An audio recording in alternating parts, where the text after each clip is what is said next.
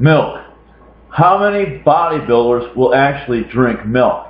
And I think the reason is because they are misinformed about milk. They are misinformed about sugar and fat, carbohydrates, etc.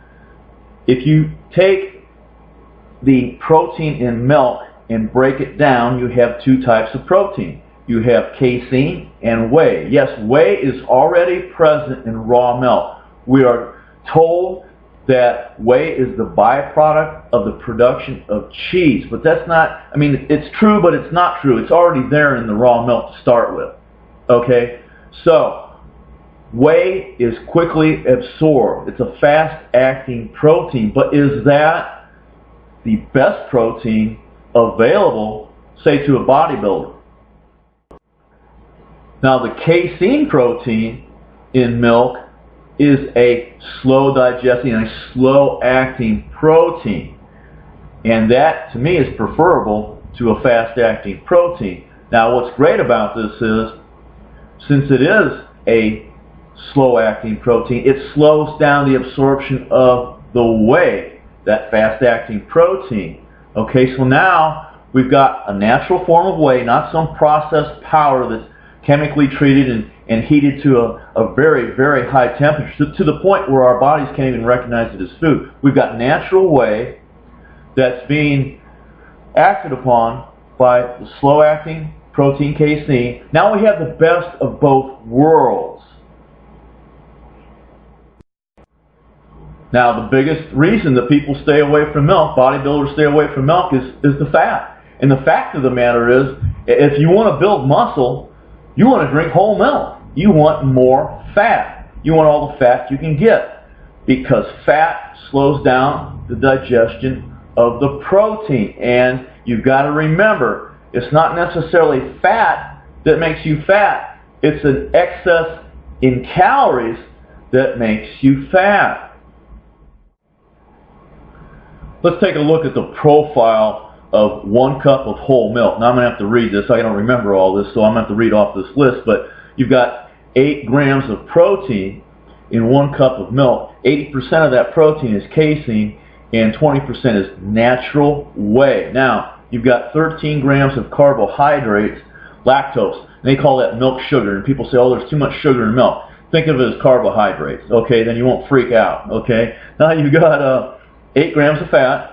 You've got 290 milligrams of potassium, 107 milligrams of sodium, 3.5 grams of BCAAs, biotin. You've got magnesium, phosphorus, vitamin A, vitamin B12, vitamin B6, vitamin K. You've got riboflavin, calcium. You've got 100 international units of vitamin D. Now let's take a look at vitamin D for a moment. Most people associate vitamin D with milk. They think that milk is the only source of vitamin D, but you know, if you lie in a tanning bed, if you're outside in the sun, you're also getting your daily requirement of vitamin D. Now, vitamin D is classified by some scientists, they don't all agree on this, as an anabolic steroid hormone.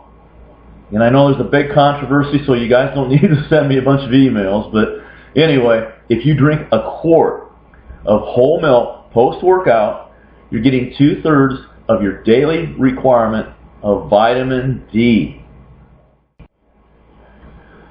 There are 2 schools of thought when it comes to, should I drink raw milk or pasteurized milk? Now I can tell you that pasteurization was invented for a purpose, and that is to kill things, foodborne illnesses, that may be present in milk, such as E. coli, salmonella, listeria, and a number of other foodborne illnesses. Now, there are 2 types of pasteurization. One I believe is acceptable, and it's just general pasteurization. And what they do is they will heat that milk to 72 to 75 degrees Celsius for 15 to 20 seconds. What I have a problem with is what's called ultra high temperature, UTH, pasteurization, in which they heat the milk to 135 to 150 degrees Celsius for 2 to 4 seconds. And this is done to kill spores that may be present in milk, but it also destroys the nutrients, and it can render whatever's left less bioavailable. So in my opinion, milk is one of the greatest sources of protein for building lean muscle tissue. And the fact is that it's got casein and whey together, and the casein is a slow-acting protein which slows down the absorption of the whey, which is a faster-acting protein. Not only that, but the fat in the milk slows down the absorption of those proteins as well. Now, in addition, it's one of the greatest drinks for hydration that exists because it's 87% water and it contains sodium and potassium. So you're killing two birds with one stone. You've got your protein drink and your hydrating drink. They're together. A great post-workout drink. Try it. Over time, I think you'll come to love it and swear by it.